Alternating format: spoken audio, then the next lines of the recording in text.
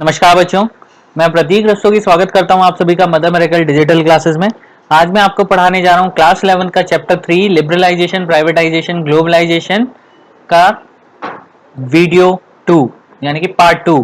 ठीक है बच्चों, पार्ट 1 में हम ऑलरेडी कवर कर चुके हैं liberalisation, economic reform in under liberalisation. उसके 5 पार्ट हम लोग यहाँ पर कवर कर चुके हैं पिछले पार्ट में, और अब हम पढ़ेंगे प्राइवेटाइजेशन, ग्लोबलाइजेशन के बारे में। चलिए बच्चों, बढ़ते हैं अपने नेक्स्ट स्लाइड की ओर। Privatization. It refers to giving greater role to private sector, thereby reducing the role of public sector. In other words, it means shading of the ownership and management of a government-owned enterprises. It may also mean de-reservation of industries previously reserved for public sector. Government company are converted into private company in two ways: by withdrawing of the government from ownership and management of the public sector company, second by the method of disinvestment. तो बच्चों, मैंने जैसा पहले बताया था, privatisation जैसे कि हमारा लिबरलाइजेशन में क्या हुआ, पहले जो थी 17 इंडस्ट्रीज थी जिसके लिए हमें लाइसेंस लेना पड़ता था, चाहे वो ग्रोथ करना पड़े चाहे उनका इंक्रीमेंट करना पड़े। तो किसी भी इंडस्ट्री को सेटअप करने के लिए या उसमें ग्रोथ करने के लिए हमें एक लाइसेंस की जरूरत पड़ती थी। अब क्या कर दिया सरकार ने, क्या करा, जो इंडस्ट्रियल सेक्टर था वो घटा के लाइसेंसिंग प्रकरणीकरण जो करा, खाली 3 सेक्टर को अपने अंडर में रखा, बाकी सारे कहां भिजा दिए उन्होंने, प्राइवेट सेक्टर में। यानी कि जितनी 17 इंडस्ट्री जो पब्लिक सेक्टर के लिए काम कर रही थी वो घटा के 3 ही सेक्टर रह गए जिसके लिए लाइसेंस की जरूरत पड़ती थी, और 3 ही पब्लिक सेक्टर कंपनियां, 3 पब्लिक सेक्टर के लिए गवर्नमेंट काम कर रही थी। समझ में आए? 3 चीजों के लिए गवर्नमेंट काम कर रही थी। पहला था डिफेंस, दूसरा था रेलवे, और चौथा था ऑटोमिक एनर्जी। ठीक है, न्यूक्लियर, जहां पर बनते हैं न्यूक्लियर इक्विपमेंट बनते हैं। तो बच्चों, ऐसी जगहों पर आपका जो रोल था वो गवर्नमेंट का था, लेकिन अब क्या करा सरकार ने, वो जो 17 इंडस्ट्रीज को घटा के 3 करा, यानी कि बाकी 14 कहां गई, पब्लिक सेक्टर से प्राइवेट सेक्टर में आ गई। तो प्राइवेट सेक्टर में जब आ गई तो यानी कि प्राइवेटाइजेशन का मतलब ही ये होता है कि ownership has to be transferred to the private firm और एनी ओन एंटरप्राइजेस, यानी कि किसी पर्टिकुलर इंडिविजुअल इंसान को उसकी ओनरशिप दे दी, या फिर एक पर्टिकुलर कंपनी को उसकी ओनरशिप दे दी। ठीक है, और उसका मैनेजमेंट दे दिया जिससे कि वो कंपनी उसमें काम कर सके।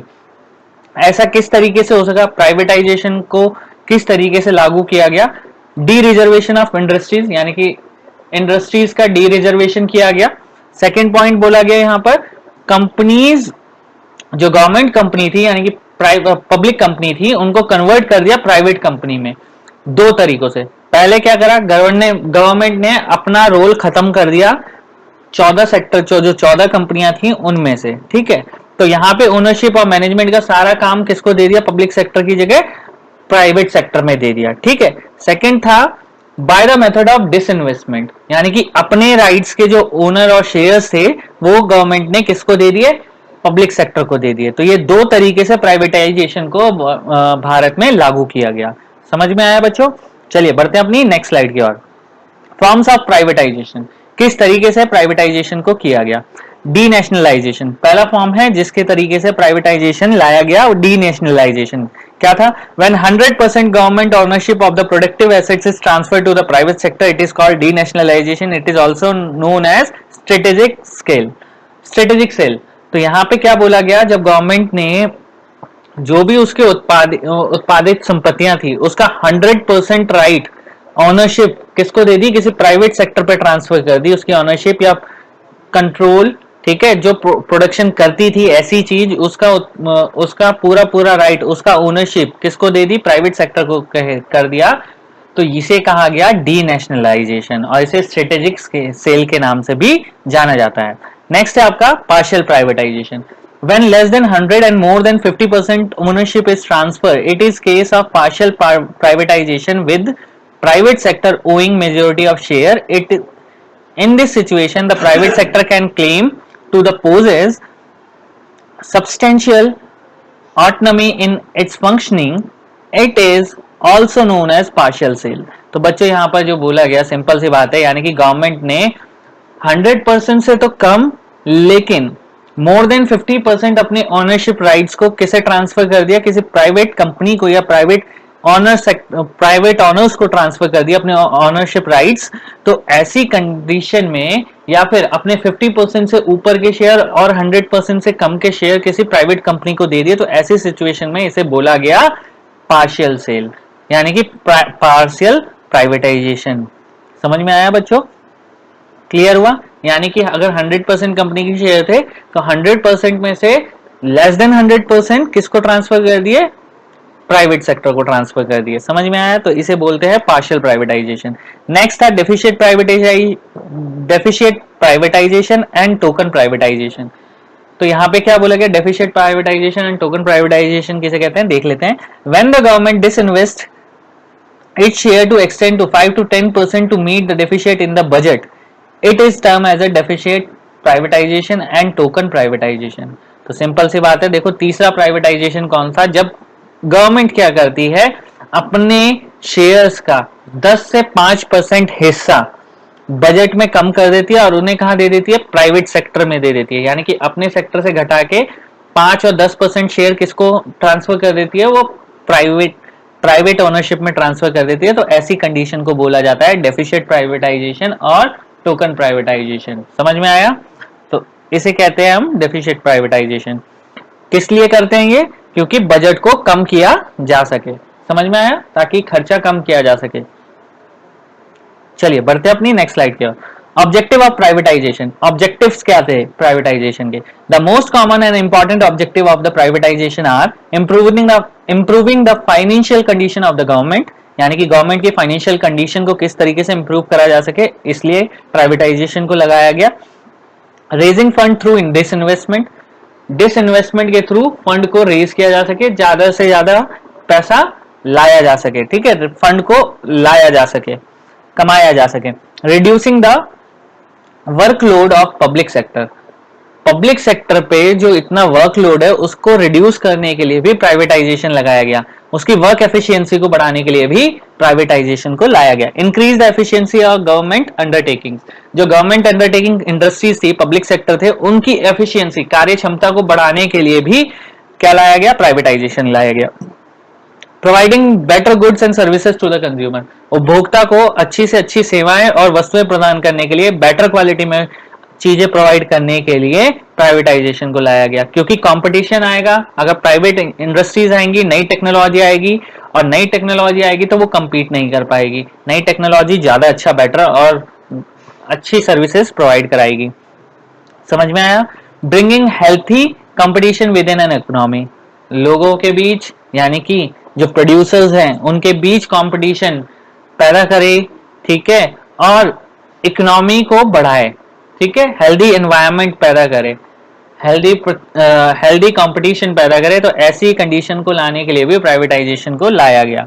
Making a way of foreign direct investment, foreign direct investment को भी भारत में लाने के लिए या उसमें नई चीजें करने के लिए एफडीआई ने अपना रोल निभाया और प्राइवेटाइजेशन किया गया। यानी कि प्राइवेट सेक्टर की कोई भी फॉरेन इन्वेस्टमेंट से उसकी एक लिमिट सेट कर दी गई, more than 51% they can invest in Indian company. ठीक है, तो ऐसा भी बोल दिया गया। और प्राइवेट सेक्टर यानी कि उनका पूरी ऑनरशिप का राइट किसको दे दिया? एक प्राइवेट सेक्टर, यानी कि फॉरेन डायरेक्ट इन्वेस्टमेंट के थ्रू भी फॉरेन कोई अगर आना, फॉरनर कोई आना चाहे और हमारे देश में इन्वेस्ट करना चाहे तो दे कैन इन्वेस्ट। ठीक है, चलिए बढ़ते हैं अपनी नेक्स्ट स्लाइड की ओर। Navratna and public enterprises policies. तो बच्चों ये बहुत इंपॉर्टेंट टर्म है, Navratna and public enterprises policies. देख लीजिए यहाँ पर क्या है। In order to improve the efficiency, infuse professionalism and enable them to compete more effectively in the liberalized global environment, the government identify PSU and declare them Maharatna and Navratna and Mini Navratna. These are given greater managerial and operational autonomy in taking various decisions to run the company efficiently and thus increase their profit. Greater operational and financial and managerial autonomy has also been granted to profit making enterprises referred to as a mini Navratna. In 2011 about 90 public enterprises were designated with the different status. Few example of public enterprises with their status are as follows. तो देखो यहाँ पे क्या बोला गया, simple सी बात है कि समय के साथ साथ जो पब्लिक सेक्टर यूनिट है उनकी एफिशिएंसी को इंप्रूव करने के लिए, उनके अंदर क्या लाने के लिए, प्रोफेशनलिज्म लाने के लिए गवर्नमेंट ने एक कंपटीशन पैदा करने के लिए, एक हेल्दी एनवायरनमेंट पैदा करने के लिए लिबरलाइज करा। ठीक है, हमारे बिजनेस के एनवायरनमेंट को लिबरलाइज करा। जब बिजनेस को लिबरलाइज करा तो बिजनेस को लिबरलाइज करने के बाद उसने पब्लिक सेक्टर को गवर्नमेंट ने 3 चीजों में बांट दिया, महारत्ना, नवरत्न और मिनी नवरत्न। 3 चीजों में कंपनियों को बांट दिया, यानी कि पब्लिक सेक्टर को 3 चीजों में बांटा। पहला था महारत्न, जिन्हें महारत्न बोला गया, फिर नवरत्न, कुछ कंपनियों को नवरत्न में बांटा गया और कुछ मिनी नवरत्न में बांटा गया। ठीक है, इसमें यह बोला गया कि जब इन्हें नवरत्न, मिनी महारत्न और मिनी नवरत्न में बांटा गया तो इन्होंने क्या करा, इसे पब्लिक सेक्टर से हटाकर प्राइवेट सेक्टर में ट्रांसफर कर दिया, और जिससे कि इन कंपनियों में भी बहुत अच्छी एफिशिएंसी से काम हो सके, मैनेजरियल और ऑपरेशनल ऑटोनॉमी जो भी काम करे और ज्यादा से ज्यादा प्रॉफिट कमाया जा सके कंपनी द्वारा। तो इसके रिगार्डिंग सारे डिसीजन जो लेती थी वो कौन लेती थी, वो प्राइवेट सेक्टर कंपनी लेती थी। ठीक है, ज्यादा से ज्यादा प्रॉफिट कमाने के लिए जो ज्यादा ऑपरेशन करता था, ग्रेटर ऑपरेशनल, फाइनेंशियल और managerial autonomy has also been granted to profit making enterprises refer to as mini Navratna. तो क्या बोला गया, गवर्नमेंट ने जो पब्लिक सेक्टर यूनिट को ट्रांसफर करा, 3 कैटेगरी में बांटा था, पहला महारत्न, नवरत्न और मिनी रत्न। तो कंपनी के अंदर जो काम हो रहा था उनके अंदर एफिशिएंसी बढ़ाने के लिए, ऑपरेशनल अच्छा करने के लिए, फाइनेंशियल कंडीशन उनकी अच्छी करने के लिए और ज्यादा से ज्यादा प्रॉफिट कमाने के लिए उन्हें ट्रांसफर कर दिया मिनी रत्ना, महारत्ना में। ठीक है, इन 2011 90 public enterprises were designated with different status. 90 public sector enterprises, public enterprises यानी कि जो पब्लिक सेक्टर था, ठीक है, उसको डेजिग्नेट करा गया डिफरेंट स्टेटस के साथ 2011 में। A few example of public enterprises with status are as follows. और जो कुछ एग्जांपल हैं पब्लिक एंटरप्राइजेस के वो मैं आपको बताता हूं। ठीक है, पहला है Indian oil corporation limited, second है steel authority of India limited. Navratna में देखिए आप, नवरत्न में उन्होंने भेल को बांटा है यानी कि BHEL, महानगर टेलीफोन निगम लिमिटेड यानी कि BSNL, और आपने MTNL का नाम सुना होगा, ये दोनों यहाँ पर हैं। मिनी नवरत्न में Bharat Sanchar Nigam limited, airport authority of India. तो मिनी नवरत्न में ये 2 एग्जाम्पल हैं, कुछ ही एग्जाम्पल दिए बेटा, है तो बहुत सारे। ठीक है, चलिए बढ़ते हैं अपनी नेक्स्ट स्लाइड की ओर। ग्लोबलाइजेशन किसे कहते हैं? It means integration of the economy of the country with the world economy, यानी कि अपने देश की इकोनॉमी को, यानी कि अपने देश के पैसे को वर्ल्ड इकोनॉमी से कनेक्ट करना, इंटीग्रेट करना, interconnection between the world country, world money, we called it globalisation. यानी कि अपने देश की इकोनॉमी को वर्ल्ड की इकोनॉमी से कनेक्ट करना ही क्या है, ग्लोबलाइजेशन है। Globalisation increase foreign trade and privatisation and institutional foreign investment. तो हमें पता है कि ग्लोबलाइजेशन किस चीज को इंक्रीज करता है, फॉरेन ट्रेड को करता है, यानी कि हम अपने व्यापार को विदेश तक ले जा सकें। प्राइवेट और इंस्टीट्यूशनल फॉरेन इन्वेस्टमेंट को क्या करता है, इंक्रेज करता है कि प्राइवेट लोग उसमें आके FDI के थ्रू पैसा लगाएं, फॉरेन इन्वेस्टमेंट कर सकें और हमारा व्यापार ग्लोबलाइज हो जाए, वर्ल्ड में फैल जाए। Globalisation is a complex phenomenon and outcome of a set of various policies that are aim to transforming the world toward together interdependence and integration.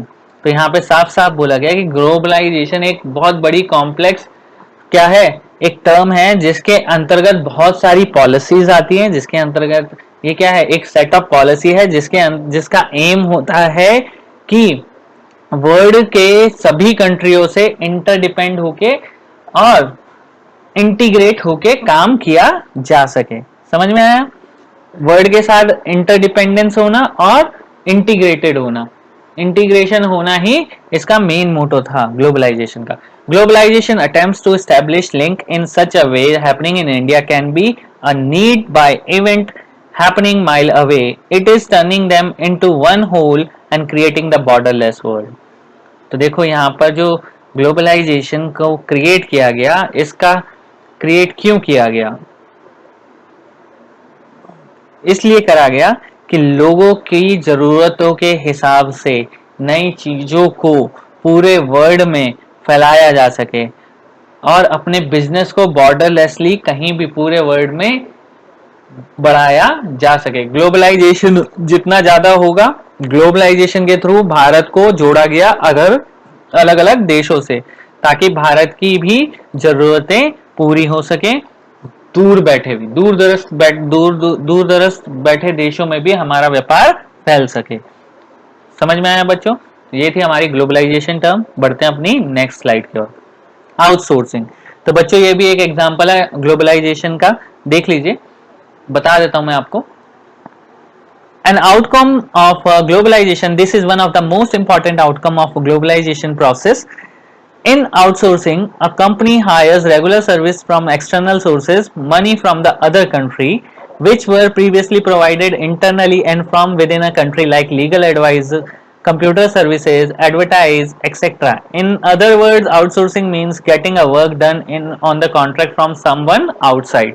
देखो बच्चों, एक आउटसोर्सिंग के टर्म को मैं बहुत इजीली समझाता हूँ। जैसे कोई विदेश में बैठा है, वहां पे उसका वो काम नहीं हो रहा है, उसने यहाँ इंडिया में से, क्योंकि इंडिया में चीप लेबर पे काम होता है, तो इंडिया को क्या दिया, काम दिया किसी कंपनी में, ठीक है, वहां की लेबर से वो काम कराया और अपने काम को डन करा के उनको पैसे सौंप दिए। तो ऐसी चीज में उन्होंने क्या कराई, आउटसोर्सिंग कराई। समझ में आया बच्चा? हमारे लिए क्या है, ये आउटसोर्स है, बाहर से आ रहे हैं सोर्स, यानी कि हमें काम मिल रहा है। समझ में आया बच्चों? तो ऐसी कंडीशन में बोला जाता है आउटसोर्सिंग एक प्रोसेस है जिसके थ्रू हम दूसरी कंपनी, एक कंपनी अपने अंडर हायर करती है दूसरी कंट्री के लोगों को, जिससे वो अपना काम करवाती है और काम करवाने के बाद उन्हें पैसा पे कर दिया जाता है, ठीक है, जहां पर चीप लेबर में उन्हें काम डन मिलता है। तो इसी कारण ये आउटसोर्सिंग की जाती है। समझ में आया बच्चों? क्लियर हो गया होगा? इसका मैं एक एग्जांपल आपको मैंने अभी समझाया। आप क्या हो, आप अमेरिका में बैठे हैं, आपने देखा होगा अमेरिका में मोस्टली जो वर्कर्स हैं हमारे कौन है, आईटी लेवल पे अगर कोई काम कर रहे हैं तो हमारे इंडियंस काम कर रहे हैं। क्यों काम कर रहे हैं आईटी लेवल पे इंडियंस पे काम? क्योंकि हमारे इंडियंस में चीप लेबर है, यहाँ पर जो लेबर रेट है बहुत चीप है, तो उनको यहाँ के हिसाब से बहुत चीप लेबर पे आईटी प्रोफेशनल्स मिल जाते हैं, तो इसीलिए वो इंडिया से अपनी कंपनियों में क्या ले जाते हैं, आईटी प्रोफेशनल्स को ले जाते हैं। समझ में आया बच्चों? तो ये एक तरीके की आउटसोर्सिंग है। कई बार ऐसा होता है कंपनी अपना काम कहाँ दे देती है, लोकल ऑफिसेज में दे देती है, तो उसे आउटसोर्सिंग बोला जाता है। जैसे एप्पल का फोन आपने देखा होगा, ठीक है, एप्पल का फोन है, मैन्युफैक्चरिंग उन्होंने वहां कर ली, ठीक है, लेकिन वो क्या कर रहे हैं, यूनिट्स उनकी वहां बन गई, लेकिन उसके बाद उसे इंडिया में आके मेड इन इंडिया के नाम से कैसे बेचना है, मेड इन इंडिया में आना है तो क्या करना पड़ेगा, यहीं की लेबर से काम कराना पड़ेगा। तो वो क्या करते हैं, यूनिट्स को यहाँ ट्रांसफर कर देते हैं और यहाँ पे एक इंडस्ट्री सेटअप करके लोगों को काम दिया जाता है, जनरेट करा जाता है और फिर उनसे काम कराया जाता है। समझ में आया? तो ये एक तरीके का आउटसोर्सिंग बिजनेस होता है। As a form of economic activity, outsourcing has intensified in recent time because of the growth of the fast mode of communication, particularly the growth of the information technology. आपको पता है आज की date में economic activity में सबसे बड़ा महत्व जो है आउटसोर्सिंग का है। क्यों? आज का समय जो है बहुत तेजी के साथ बदल रहा है और बहुत तेजी से कम्युनिकेशन स्किल्स की जरूरत पड़ती है।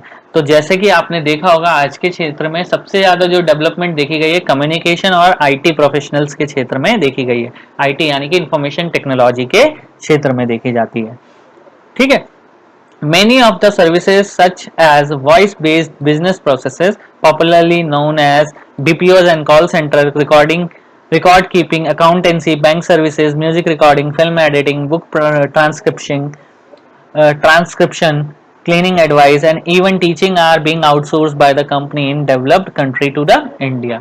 तो आपको पता है कि आज की डेट में मोस्टली कंपनियों ने क्या कर रखा है, अपने बीपीओ सेटअप करे हुए हैं, वॉइस बेस्ड बिजनेस प्रोसेस, ठीक है, बीपीओ की फुल फॉर्म है वॉइस बेस्ड बिजनेस प्रोसेसेस को यहाँ पर सेटअप किया हुआ है। तो यहाँ पर जब बीपीओ सेटअप कर रखे हैं तो उन्होंने किस लिए कर रखे हैं, ताकि वो अपनी सर्विसेज प्रोवाइड करा सकें, रिकॉर्ड कीपिंग करा सके, अकाउंटेंसी सर्विसेज प्रोवाइड करा सके, बैंकिंग सर्विसेज प्रोवाइड करा सके। तो ऐसी बहुत सी कंपनियां हैं जिन्होंने आउटसोर्स करके यहाँ पे बिजनेस खोला हुआ है, ठीक है। समझ में आया बच्चों? Most multinational corporation and even small companies are outsourcing their services to India, where they can avoid at the cheap cost and reasonable degree of skill and accuracy. The low wages rate and availability of the skilled manpower in India have made in destination for global outsourcing in the post reform period. बेटा आपको मैंने जैसे बताया था कि outsourcing एक most important term है globalisation में। भारत में जितना भी काम आ रहा है, most of the multinational corporation हो गए या most of the small company हो गई, वो सारे बिजनेस के, क्योंकि इंडिया में चीप लेबर रेट पे आपको क्या मिलता है, काम मिलता है, तो वो क्या करते हैं, यहाँ के लोगों को हायर कर लेते हैं अपने काम के लिए और उनसे अपना काम कराते हैं। जब वो काम कराते हैं तो उसके थ्रू क्या होता है, उन्हें बिजनेस में फायदा होता है और लोगों को अच्छा काम एक्यूरेसी के साथ, स्किल्स के साथ लोग करते हुए दिखाई देते हैं, जिससे उन्हें सबसे ज्यादा प्रॉफिट होता है। ठीक है, तो ये एक आउटसोर्सिंग है बच्चों, समझ में आया? ये एक प्रोसेस है ग्लोबलाइजेशन के अंतर्गत। चलिए बढ़ते हैं अपनी नेक्स्ट स्लाइड की ओर। Positive and negative impact of the LPG, यानी कि लिबरलाइजेशन, प्राइवेटाइजेशन एंड ग्लोबलाइजेशन के पॉजिटिव इंपैक्ट और नेगेटिव इंपैक्ट क्या थे। तो पॉजिटिव इंपैक्ट पढ़ लेते हैं, लिबरलाइजेशन, प्राइवेटाइजेशन एंड ग्लोबलाइजेशन के। अब वाइब्रेट इकोनॉमी, यानी कि इकोनॉमी ज्यादा से ज्यादा वाइब्रेंट हो जाएंगी, यानी कि ज्यादा तेजी से बढ़ेगी। इधर नेगेटिव पॉइंट देखा जाए तो नेग्लेक्शन ऑफ एग्रीकल्चर, यानी कि हमारे एग्रीकल्चर सेक्टर का कोई भी ध्यान नहीं रखा जाता था एलपीजी के क्षेत्र में। इसका मतलब इस क्षेत्र में उस पर ध्यान नहीं दिया गया। लिबरलाइजेशन, प्राइवेटाइजेशन और ग्लोबलाइजेशन का असर एग्रीकल्चर के क्षेत्र पे नहीं पड़ा। Stimulate lent to the industrial production, positive impact ये था कि इंडस्ट्रियल प्रोडक्शन में नई नई टेक्नोलॉजी आ रही थी, नई नई इंडस्ट्रियल टेक्नोलॉजी, इंडस्ट्रियल प्रोडक्शन में सुधार आ रहा था। ठीक है, और उसमें अच्छा काम किया जा रहा था। नेगेटिव इम्पैक्ट था urban concentration of growth process, यानी कि कॉन्सेंट्रेशन जो ग्रोथ प्रोसेस था अर्बन क्षेत्रों का, उस पर ज्यादा ध्यान दिया जाता था, ना कि गांवों पर। समझ में आया? समझ में आया? चलिए पॉजिटिव पॉइंट पढ़ते हैं फिर से। अचीव ऑफ फिस्कल डेफिशिएट, यानी कि फिस्कल डेफिशिएट को कम किया जा रहा था, यानी कि जो हमारे देश में टैक्स पॉलिसीज थी उनको कम किया गया ताकि आसानी से सब लोग उसे कैलकुलेट कर सकें और सब लोग अपनी इनकम को शो कर सकें। नेक्स्ट पॉजिटिव इंपैक्ट था यहाँ पर flow of private foreign investment, यानी कि कोई भी व्यक्ति आके भारत में एफडीआई के थ्रू, यानी कि फॉरेन इन्वेस्टमेंट के थ्रू प्राइवेट फर्म को स्टैब्लिश कर सकता था। तो यानी कि फॉरेन इन्वेस्टमेंट का बहाव चला था इस एलपीजी के अंतर्गत।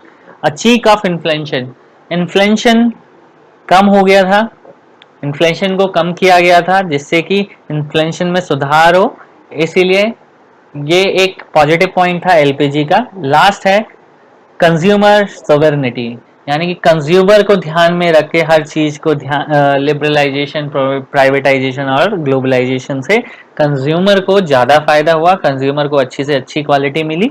यही कारण था कि एलपीजी के पॉजिटिव इम्पैक्ट 5 लिखे हैं मैंने यहाँ पर, आप इन्हें ध्यान से पढ़ लेंगे। नेगेटिव इम्पैक्ट में मैंने 2 आपको बता दिए, नेग्लेक्शन ऑफ एग्रीकल्चर, यानी कि एग्रीकल्चर का कोई भी ध्यान नहीं रखा जाता था। सेकंड पॉइंट था urban concentration of growth process, urban क्षेत्रों पे कंसंट्रेट करा जा रहा था ग्रोथ के लिए, ग्रामीण क्षेत्रों पे नहीं किया जा रहा था। इकोनॉमिक कॉलोनिज्म, यानी कि जो था आर्थिक अर्थव्यवस्था का अपने ही रूल्स बनते चले जा रहे थे। ठीक है, अर्थव्यवस्था के अपने ही रूल बनते जा रहे थे। स्प्रेड ऑफ कंज्यूमरिज्म, यानी कि कंज्यूमर का consumerism of spread of consumerism का मतलब है यहाँ पर साफ साफ बोला गया उपभोक्ताओं में बढ़ावा हो गया था, यानी कि उपभोक्ता बढ़ते जा रहे थे। लूप साइडेड ग्रोथ प्रोसेस, जो ग्रोथ प्रोसेस था वो लॉप साइडेड था। ठीक है, यानी कि बढ़ तो रहे थे स्पीड लेकिन बहुत स्लोली थी, धीरे धीरे थी। कल्चरल इरोजन, और जो हमारी सांस्कृतिक सभ्यता थी वो खत्म होती जा रही थी एलपीजी के कारण। समझ में आया बच्चों? तो ये थे कुछ पॉइंट्स जिसके कारण हमें पता चला।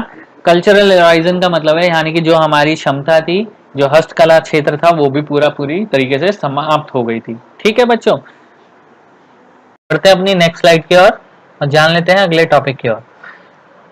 World Trade Organization (WTO). The WTO was founded in 1995 as the successor organization to the General Agreement on Trade and Tariff (GATT). GATT was established in 1948 with an with 23 countries as the global trade organization to administer all the multinational trade agreement by providing equal opportunity to all countries in international market for the trading purposes. However, this had certain problems hence. तो बच्चों यहाँ पे साफ साफ बोला गया कि world trade organisation जो है उसको 1995 में बनाया गया, जो कि एक सक्सेसर ऑर्गेनाइजेशन थी जिसका नाम था general agreement on trade and tariff. उसके अनुसार इसका फॉर्म किया गया था 1995 में। यानी कि general agreement on trade and tariff जो एक सक्सेसफुल ऑर्गेनाइजेशन था, उसके द्वारा डब्ल्यूटीओ का क्या हुआ, फाउंड किया गया उनके द्वारा 1995 में, यानी कि स्टैब्लिश करा गया। ठीक है, देन उसके बाद जो गेट था यानी कि general agreement on trade and tariff जो था उसको स्टैब्लिश करा गया था 1948 में। ठीक है, 1948 में एग्रीमेंट आया था, general agreement on trade and tariff एक ऑर्गेनाइजेशन था, उसको 1948 में बुलाया गया, जिसमें 23 कंट्रियों के साथ आपस में करार था और ये रूल फॉलो किया गया कि 23 कंट्रियां आपस में बिजनेस कर पाएंगी बिना किसी बैरियर के, और इक्वल अपॉर्चुनिटीज मिलेगी हर एक कंट्री को इंटरनेशनल मार्केट में, ताकि वो अपने बिजनेस को वर्ल्ड तक ले जा सकें। ठीक है, लेकिन इसमें भी कुछ प्रॉब्लम थी। क्या प्रॉब्लम थी वो मैं आपको अभी आगे बता दूंगा। यहाँ पर WTO has been expected to establish a rule-based trading in which nations cannot place arbitrary restriction on trade. Its purposes has mainly to expand the production and trades in order to have optimum utilization of world resources.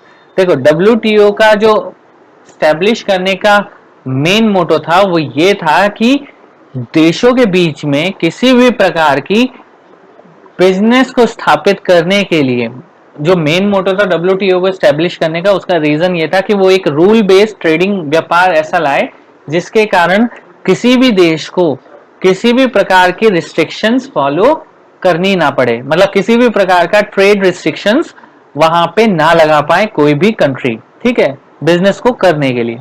It purposes not mainly to expand the production and trade in order to optimum utilisation of world resources.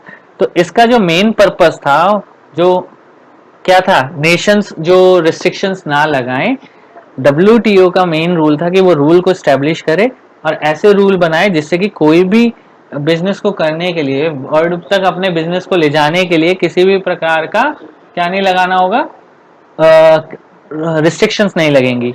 और इसका main motto था production को बढ़ाना, व्यापार को बढ़ाना, ताकि world के जितने भी रिसोर्सेज हैं उनका अनुकूल यूटिलाइजेशन हो सके, यानी कि जितना है उसका अनुकूल उपयोग हो सके। ठीक है, रिसोर्सेज जितने हैं उन सबका यूज हो सके। The WTO agreement covered trade in goods as well as services to facilitate international trade through the removal of tariff as well as non-tariff barrier, provide better market access to the all country. सभी देशों में बिना किसी भेदभाव, बिना किसी barrier के, बिना किसी टैरिफ के क्या गुड्स एंड सर्विसेज को प्रोवाइड कराना ही WTO के एग्रीमेंट्स में था। ठीक है, being a important member of WTO का इम्पोर्टेंट मेंबर होने के साथ साथ India has been front frame rule and the regulation safeguard interest of developing world. इस विकसित समाज में भारत का भी रोल एक रूल्स एंड रेगुलेशन और सेफगार्ड को फॉलो करने का बनता है। India has kept commitments towards liberalization of trade in WTO by removing quantitative restriction on import and reducing tariff rate. तो इंडिया को भी WTO के मेंबर होने के साथ साथ क्या करना पड़ा, अपने देश में लिबरलाइजेशन के टुवर्ड्स कमिट होना पड़ा और अपने देश से सभी इंपोर्ट पे से क्या करना पड़ा, बैरियर्स को हटाना पड़ा, रिस्ट्रिक्शंस को हटाना पड़ा और टैरिफ रेट्स को भी कम करना पड़ा। तो आशा है बच्चों आपको WTO के ये रूल्स समझ में आ गए होंगे, क्यों बना था, कब बना था। ठीक है, चलिए बढ़ते हैं अपने नेक्स्ट टॉपिक की ओर। फंक्शन ऑफ WTO, क्या क्या कार्य थे WTO के। It facilitates the implementation, administration and operation of the objective of multilateral trade agreements. यानी कि पूरे वर्ल्ड में जितने भी ट्रेड एग्रीमेंट्स हो रहे हैं, एडमिनिस्ट्रेशन है, उनमें ऑपरेशन क्या क्या होगा, क्या क्या उद्देश्य हैं, ये सबको फैसिलिटेट करता है WTO। समझ में आया। It administer the trade review mechanism. Trade review mechanism को ये ध्यान में रखता है और कंट्रोल करता है, एडमिनिस्ट्रेटर करता है, यानी कि कौन, WTO ही मॉनिटर करता है सबको, ठीक है।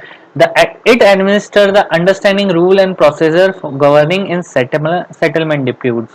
अगर किसी भी कंट्री में किसी भी प्रकार का डिप्यूट्स होते हैं, रूल्स होते हैं, प्रोसेसर होते हैं, किसी भी चीज में कोई प्रॉब्लम होती है और डिफाइन करने की सारी जितने भी रूल्स बनेंगे, जितने भी प्रोसेसर होंगे, जितने भी सेटलमेंट होंगे, वो कहाँ होंगे, WTO में होंगे, ट्रेड से रिलेटेड, ठीक है।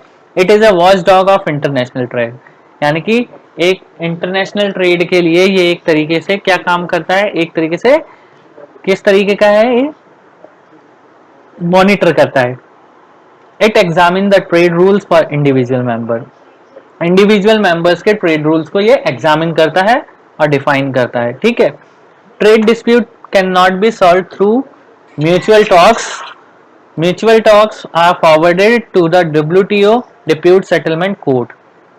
किसी भी तरीके का कोई भी सेटलमेंट कोर्ट WTO में म्यूचुअल टॉक द्वारा सॉल्व नहीं हो सकता। किसी भी कोर्ट का कोई भी मैटर WTO में म्यूचुअल टॉक्स के द्वारा फॉरवर्ड नहीं किया जा सकता, किसी भी प्रकार का व्यापार में settlement.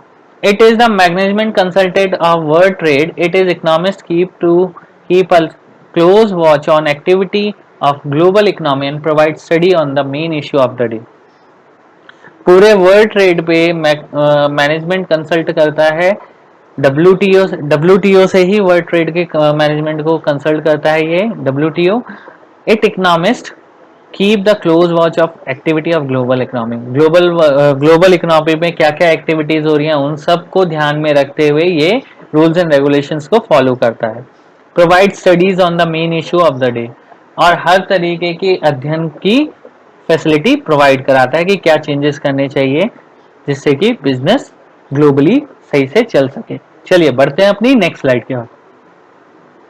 Economic growth during reforms, growth of an economy measured in GDP।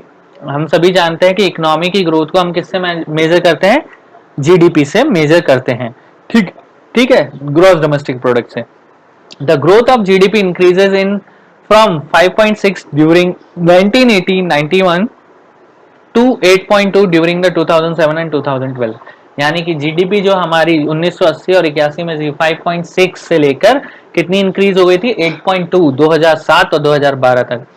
Main highlight of economic growth during reform बा गिवन बिलो, जो मेन इकोनॉमिक ग्रोथ हुई थी और क्या क्या चेंजेस करे गए वो नीचे दिए गए हैं, मैं आपको बता देता हूं।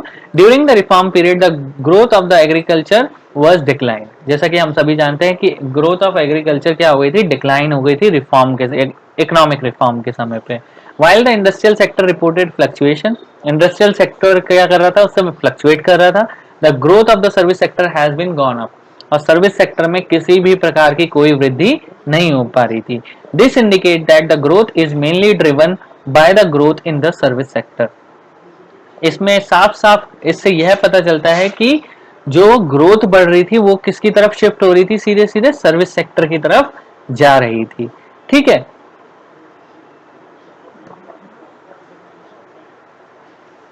ठीक है, यानी कि जो सर्विस सेक्टर में डिमांड थी लोगों की वो ज्यादा बढ़ रही थी, इंडस्ट्रियल सेक्टर क्या हो रहे थे, फ्लक्चुएट हो रहे थे, और एग्रीकल्चर की ग्रोथ खत्म होती जा रही थी। The opening up of the economy has been led to the rapid increase in foreign direct investment and foreign exchange reserve. हमने देखा कि इकोनॉमी में जैसे जैसे रिफॉर्म आए वैसे वैसे हमारे फॉरेन डायरेक्ट इन्वेस्टमेंट और फॉरेन एक्सचेंज रिजर्व में भी बहुत तेजी से इंक्रीमेंट आया, ठीक है। जो हमारी आर्थिक स्थिति थी, जो हमारी इकोनॉमी थी, यानी कि अर्थव्यवस्था थी, उसमें बहुत ज्यादा तेजी से क्या चेंजेस आए, रिफॉर्म्स के कारण फॉरेन डायरेक्ट इन्वेस्टमेंट ज्यादा आया और फॉरेन एक्सचेंज रिजर्व हमारे पास ज्यादा होने लगे।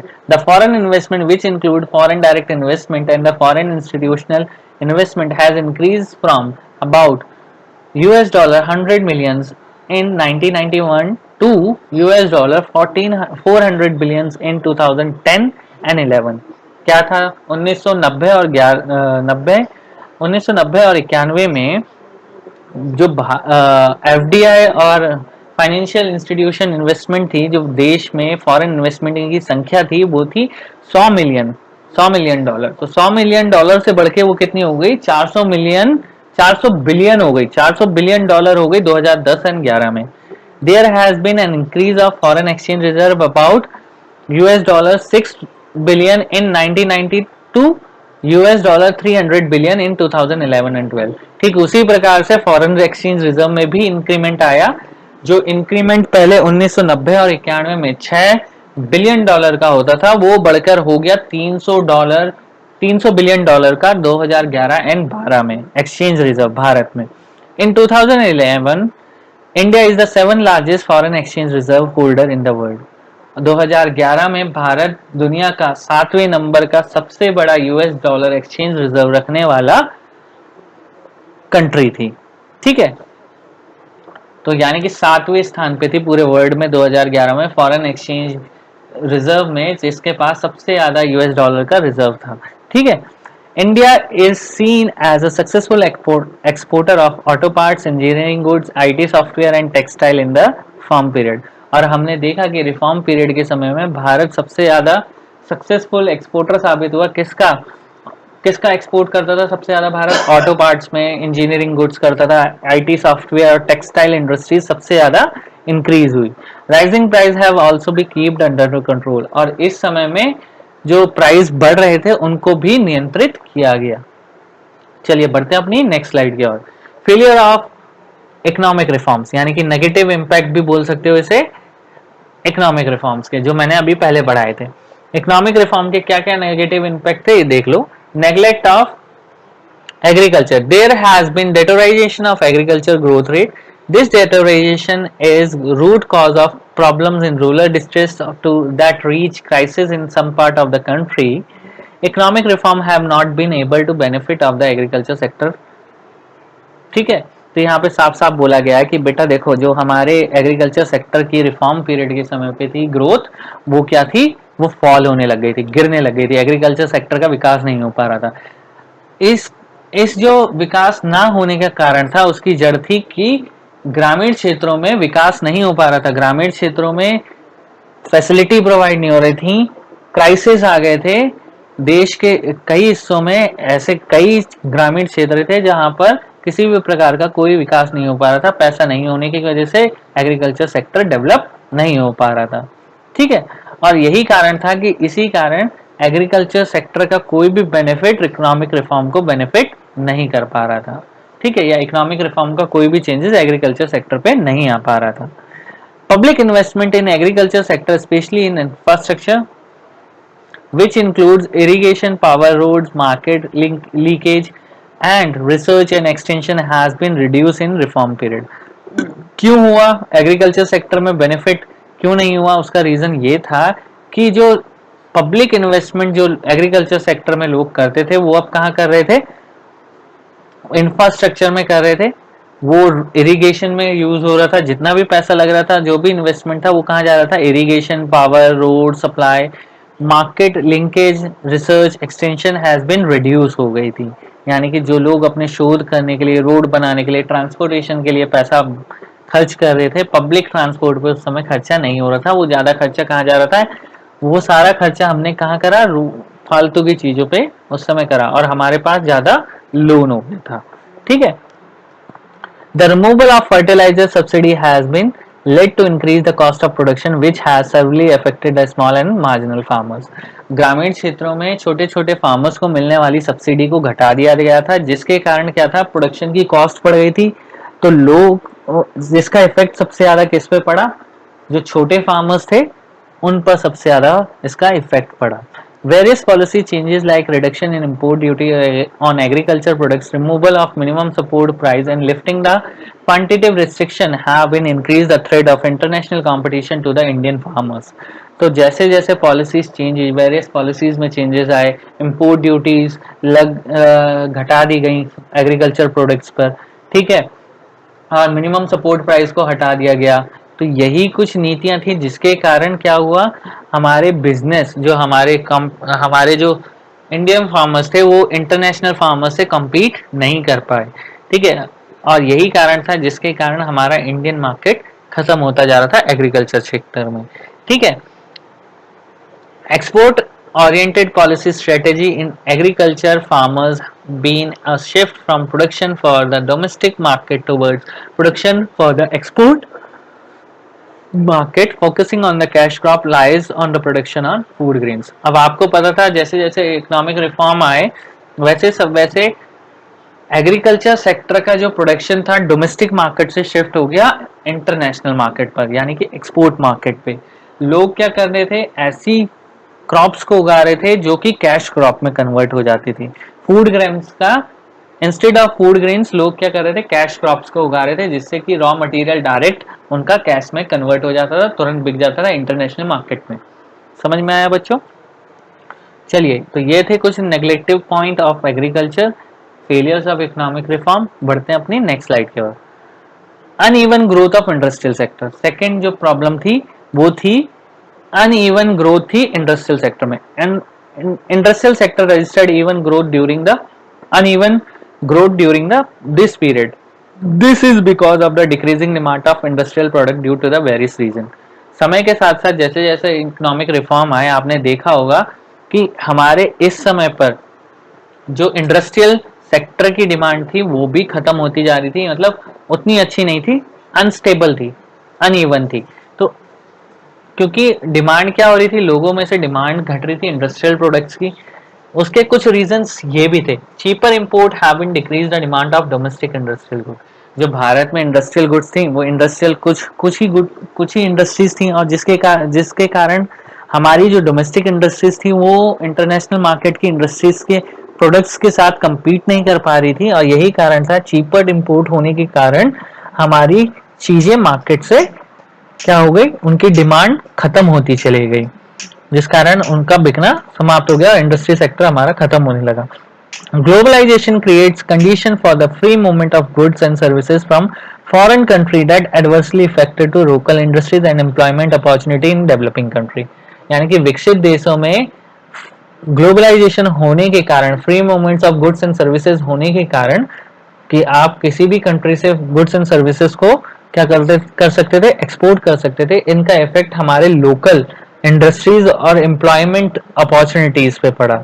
जाहिर सी बात है, क्योंकि हमारे देश में जब पूरे वर्ल्ड वाइड कहीं से भी आप वर्क कर सकते हैं या गुड्स एंड सर्विसेज को इंपोर्ट कर सकते हो, तो यहाँ वाले लोगों ने जहाँ पे चीपर रेट पे इंपोर्ट और एक्सपोर्ट से मटेरियल मिल सकता था, तो हम लोगों ने क्या करा, इंपोर्ट करना चालू कर दिया उन सर्विसेज को जो सस्ती मिलती थी, ठीक है, और बेटर मिलती थी।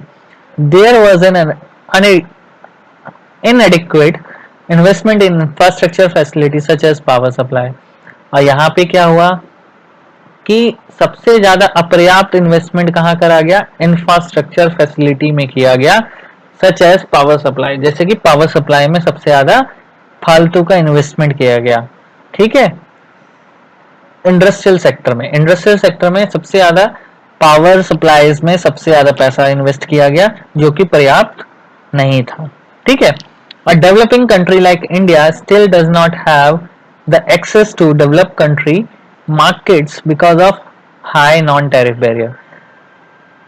देखो, जो विकसित देश होते हैं जैसे कि भारत है, उसके पास अभी भी डेवलप्ड कंट्रीज में एक्सेस करने का या मार्केट में एक्सेस करने का कोई भी तरीका नहीं है। वो डायरेक्टली एक्सेस नहीं कर सकते, क्योंकि रीजन क्या है, वहां पर टैरिफ रेट बड़े हाई हैं, non tariff barriers, because of high non tariff barriers. वहां पे जो नॉन टैरिफ बैरियर हैं वो बहुत ज्यादा हाई लगाए गए हैं। मतलब उन कंट्रीज में अगर आपको बिजनेस करना है तो उन कंट्रीज के रूल्स एंड रेगुलेशंस और टैरिफ को फॉलो करना पड़ेगा।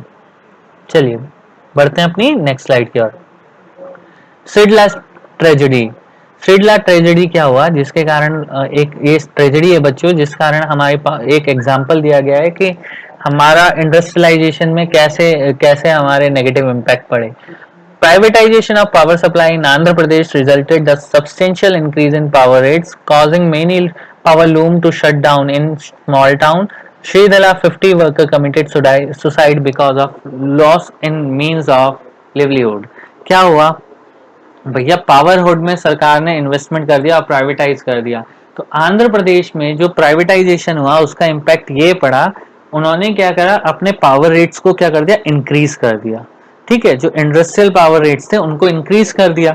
जब उन्होंने इंडस्ट्रियल पावर रेट्स को इंक्रीज कर दिया तो क्या हुआ, जो छोटे छोटे शहरों में इंडस्ट्री सेटअप हो रखी थी उनमें पावर लूम्स आ गया, यानी कि उन्हें पावर लूम्स होने के कारण, बिजलीकरण होने के कारण बहुत ज़्यादा पैसा और रेट इतने ज़्यादा बढ़ गए थे जिस कारण उनकी इंडस्ट्री समाप्त हो गई।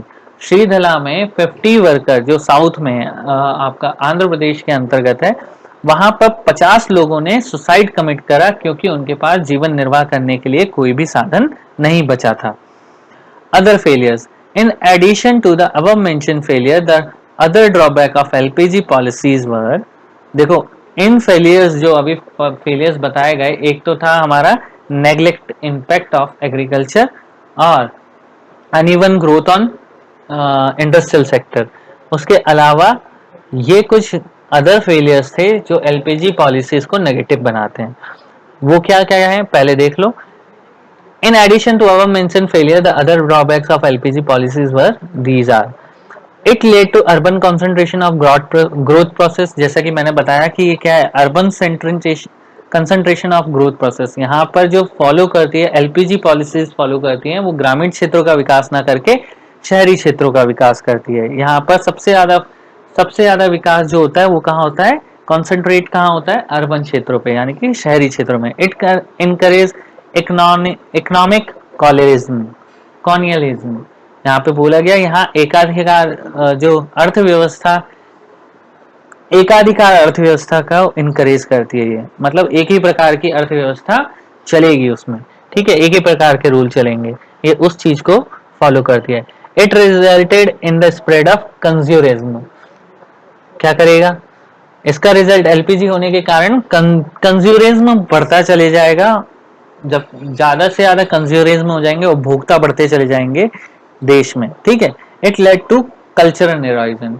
और जो हमारे सांस्कृतिक साधन है या सांस्कृतिक चीजें हैं उनका क्या होगा, यहाँ पर समाप्ति होना चालू हो जाएगा, उनकी डिमांड खत्म होना चालू हो जाएगा। तो ये कुछ रीजंस थे जो मैंने आपको नेगेटिव इम्पैक्ट में भी बताया था जब मैंने पॉजिटिव और नेगेटिव इम्पैक्ट पढ़ाए थे आपको।